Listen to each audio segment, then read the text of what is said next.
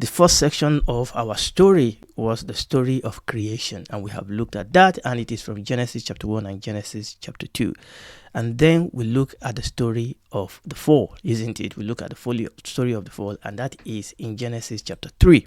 And now we are in this third section of our story from the fall to the flood. Genesis chapter 4, and we are reading from verse 8 to 15. And Cain talked with Abel, his brother, and it came to pass when they were in the field, that Cain rose up against Abel, his brother, and slew him. And the Lord said unto Cain, Where is Abel thy brother? And he said, I know not. Am I my brother's keeper? And he said, What hast thou done? The voice of thy brother's blood cried unto me from the ground. And now art thou cursed from the earth, which has opened her mouth to receive thy brother's blood from thy hand. When thou tillest the ground, it shall not henceforth yield unto thee a strength. A fugitive and what? A vagabond shalt thou be in the earth. Let's go to verse 13. And Cain said unto the Lord, My punishment is greater than I can bear. Behold, thou hast driven me out this day from the face of the earth, and from thy face shall I be hid. And I shall be fugitive and a vagabond in the earth. And it shall come to pass that everyone that findeth me shall slay me. Verse 15. And the Lord said unto him, Therefore whosoever slayeth Cain, vengeance shall be taken on him sevenfold. And the Lord set a mark upon Cain, lest any finding him should kill him. We have already looked at verse 8. So we are going to take the story up from verse 9. Cain lured Abel away into a lonely place and killed him. Obviously, Cain thought that nobody saw this horrendous sin that he committed, but he was wrong, because God witnessed and God saw everything. This story raised a question. We know that God hates murder. Why did God not just stop Cain from killing his brother? And it is that same ever-present question of suffering. Why suffering? You know the way people will put it, if God exists, and if God is all powerful, and if God is all loving, why did he not just intervene and stop suffering? Why are there suffering?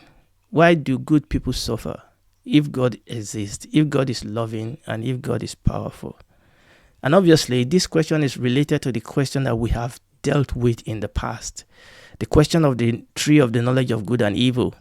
When people say, but why did God put that tree there in the first place if God knew that Adam and Eve will eat of that tree? And we have dealt with that. So if you've not been part of this, you can go back. I'm not going to go back to that, but I'm just saying that it is related to that question, the question of suffering.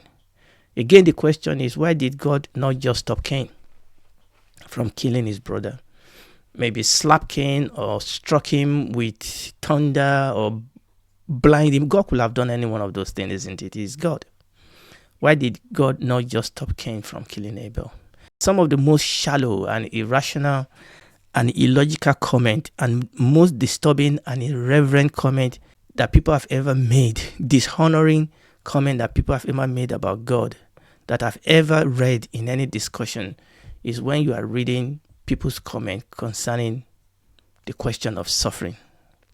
Now, what I want to do today is that I'm not attempting to take a deep dive into answering the question of suffering here, but I want to make some few observations. And at the end, I'm going to put a link in the description to other teaching that you can go to if you want to actually dig deeper into this question of suffering. But what I want to do today is to just look at some few observations with respect to this question. Remember, our question again is the same old question of why suffering. Is the same question. Why did God not just stop Cain from killing Abel? No, it is amusing to me how, number one, people want God to sweep in and clean up the suffering in the world. You would think that that is noble, isn't it? People ask God, why can't you just come in and clean up this mess? Why can't you just come in and stop this suffering? But the amusing thing is that these same people that want God to come in and stop the suffering or deal with, the bad people, these same people want God to deal with the suffering and then it should just get out. We don't want God sticking around. We don't want God telling us how to live our lives. Okay, we just want God to come and deal with the thing that is uncomfortable. We just want God to come and deal with the suffering. And once that is done, once the job is done, we want God to check out. We don't want God sticking around. We don't want God telling us how to live our life. Of course, if we need him again, we'll come call him again. I found that quite amusing. Number 2, remember what we are doing is to just take observation. Number 2, people argue that human free will is not an excuse why God did not step in and stop what we consider to be big wickedness and evil in the world. These same people will argue that God must not invade our personal space. God must not put his hand on our pet sin, our sinful and unclean thought, emotion, desire, and so on. We will fight for the right to do what we want with our own life, with our own body. It is the same people that will say, nobody can tell us what to do. It is my body. I can do whatever I want to do with it. But those same people want God to come in, irrespective, and clean whatever mess they consider to be the big evil. We just want God to take care of the big evil, but he must not rock our own personal boat. I'm just taking observation here. People that ask, why can't God just deal with this mess? The question is this. This is the question. If God stepped in to stop Cain from killing Abel, what else should God step in to stop? Or should just stop the murderer? What else should God stop? All right. Should God step in and expose you? Expose me? When we have bad thoughts and bad attitude, should God step in there? If you're talking to somebody and you're smiling to them, but in your heart you are hating them, should God step in and do that? Expose your hypocrisy? Should God do that? Or if, that politician that is promising heaven and hell, but in his heart we know this is all selfish, should God step in at that point and expose him? Should God step in and expose you and I when we are lazy, when we are procrastinating, or when we lie, no matter how small? When we steal, no matter how small, should God step in? Okay, when you and I, when you are jealous of your friend and his achievement, should God step in at that point? I'm just asking, where do we draw the line of the God stepping in? Should God step in when we have indecent thought about other people, about our friend's husband, about our friend's wife? Should God step in when people insult their husband, their wife, no matter how little, no matter how great? Should God step in when you and I don't provide for our family? I mean, you see where I'm going with this. This list can go on and on and on. Where do we drop the line? Where is the line where God should not step in? Where there is no more God stepping in? Where do we draw the line? When and where should God step in? And when and where should God not step in? I mean, if God will step in to deal with the murderer, should he not step in to deal with the liar? Should he not step in to deal with the thief, no matter how little the event is? I'm just making an observation. Someone perceptively noted that people often ask, why do bad things happen to good people? That is the question people often ask. What people seldom ask is, why do good things happen to bad people? Because indeed, in this world, bad things do happen to good people, but good things also happen to bad people. So, yeah, I thought that was actually an interesting thought. We always ask, why do bad things happen to good people? But we seldom ask, why do good things happen to bad people? And this is the question also. Who are the bad people? Who are the good people? What's the standard here? Who decide who is bad? Who decide who is good? The truth is that this world is warped. This world is distorted. This world that we are living in is twisted. Indeed, bad things happen to innocent people. Indeed, good things happen to people that we consider to be bad. But nobody asks that question. Why do good things happen to bad people? Maybe the reason we seldom ask the second question is that at the core of our being, we know that we are not truly good. If we are honest with ourselves, I can say I'm better than so and so. I can say that I'm not like so and so. But who exactly is the ultimate standard against which we measure goodness? Who is the standard of good? Who is the standard exactly of bad? Are you bad if you are Hitler? Are you good if you are not better? If you are just better than Hitler, are you good? What exactly is the standard here? maybe if we have the courage to peer deep into the heart of human, and maybe we have the honesty to admit what we see when we look deep into our own heart. Maybe if we do that, if we are honest to admit the evil and the wickedness in our own thought, in our own desire, in our own emotion, maybe if we are honest, then the question we ask will be different. Maybe we will ask more, why does good thing even happen at all? Why do good things happen at all? When we see the darkness and the evil of the heart of man. The fact is this. If every single human that live upon the surface of this earth, if every single one of us today obey the golden rule. What's the golden rule? Matthew chapter 22 verses 36 to 40. Master, which is the greatest commandment in the law? Somebody asked Jesus. Jesus said to him, thou shalt love the Lord thy God with all thy heart and with all thy soul and with all thy mind. This is the first and the great commandment. And the second is like unto it. Thou shalt love thy neighbor as thyself. On these two commands hang all the law and the prophet. Let's even leave the loving of God. Let's leave that to the side. But that is important because that is the foundation upon which the second one is built. But let's amuse ourselves. If every single human being on the surface of the earth love their neighbor as their self, over 80% of the world's suffering and problem today will end within a year. If the black love the white, if the white loves the black, if the male love the female, and if the female love the male, if the young love the old and the old young, and the list goes on. If every single one of us love our neighbor as ourselves, the European love the African and things like that, if we do that, 80% of the problem of the suffering in this world will be solved within a year. And the remaining 20% will either be solved or be ameliorated if we all work together. As we all work together because we are loving one another, as we all work together, even the 20% that is left, humanity will work to solve or significantly ameliorate the remaining 20% of the suffering. But that will not happen, will it? No. That will not happen because human in general will not love their neighbors as themselves. Because human in general, their heart is selfish. Yet we blame God. Yet it is God's fault. Let's move this forward and ask. Let's ask. Because people ask this question, but let's ask ourselves, what explanation has atheism to offer for the present, the source, the meaning, and the future of suffering? What does atheism have to offer us?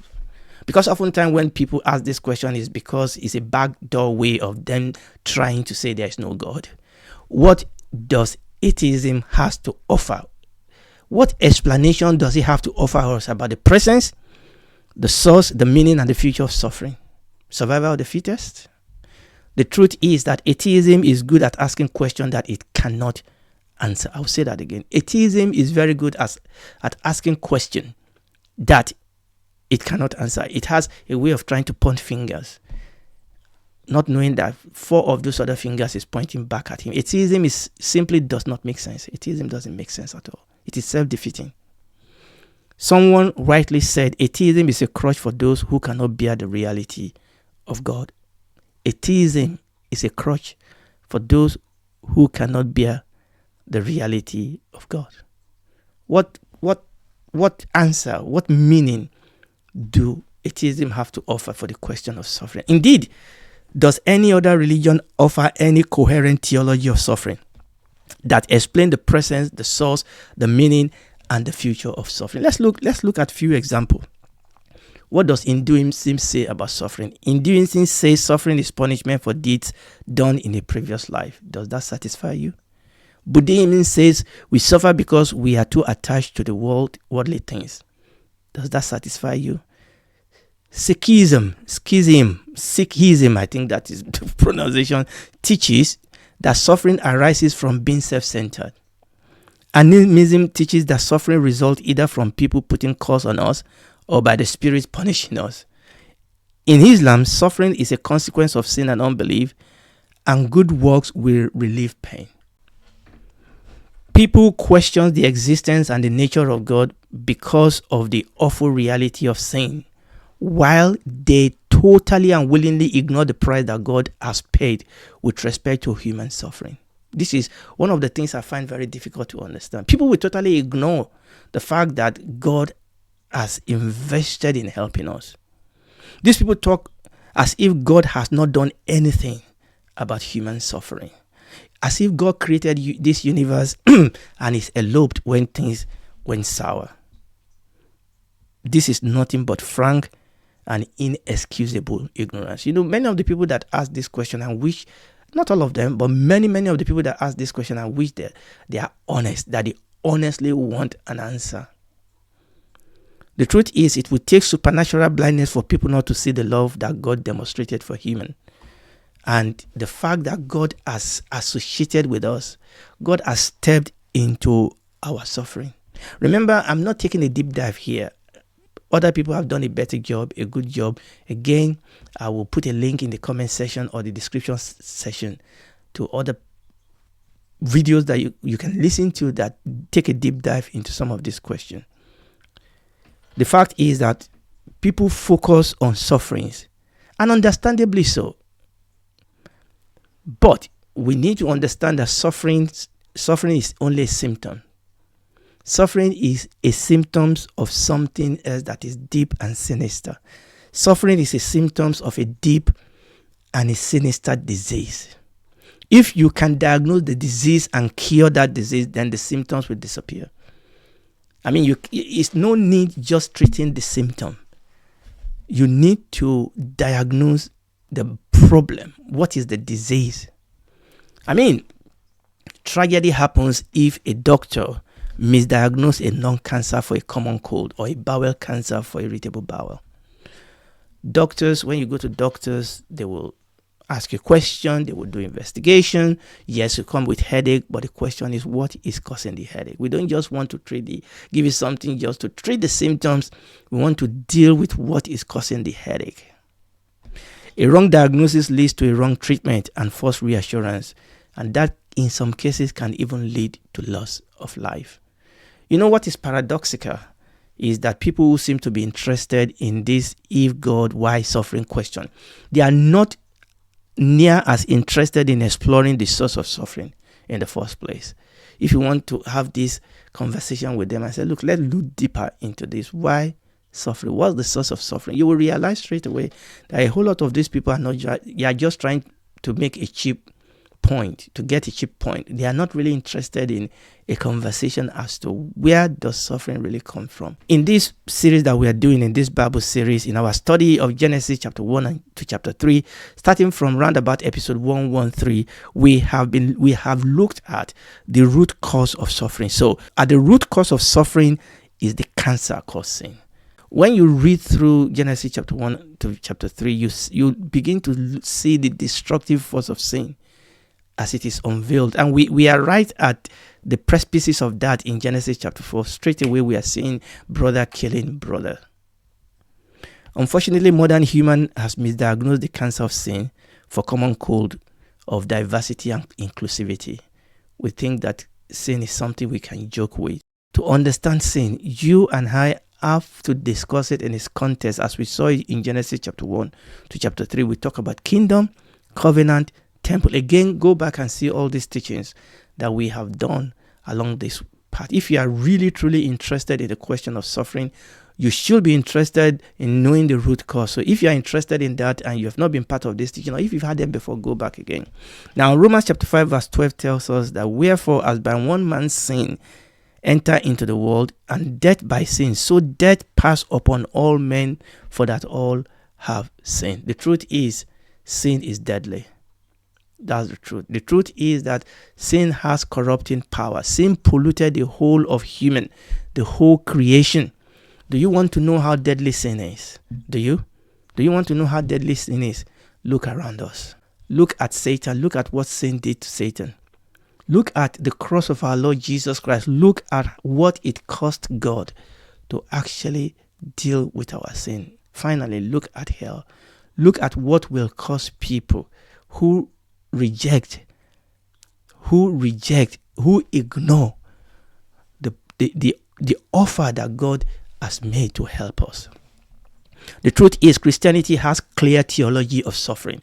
If people honestly care and seek to know it, if people honestly will not caricature it, if people honestly care and seek to know the truth, Christianity has a clear theology of suffering, which is better, more satisfying than any religion ever provides. This is Christian theology of suffering. God created the world. And when God created the world originally, it was very good. There was no suffering there. Something horribly went wrong, and the world went from very good to very bad. And the bad thing happened to everybody. But, and this is the point, God did not give up on the world he created. What did God do? God stepped into the suffering and the badness of the world and paid a great price to start the process of making the world good again from inside, giving light in darkness, hope in hopelessness, and strength in weakness. Isn't it quite revealing that many people that suffer greatly in this world still love God, still worship him? But this is the crown jewel here. I'm talking about Christian theology of suffering. We know from the scripture that in the end, God will make the whole world very good again and for eternity. Revelation chapter 21, I will quickly read from verses 1 to 5. And I saw a new heaven and a new earth, for the first heaven and the first earth were passed away, and there was no more sea.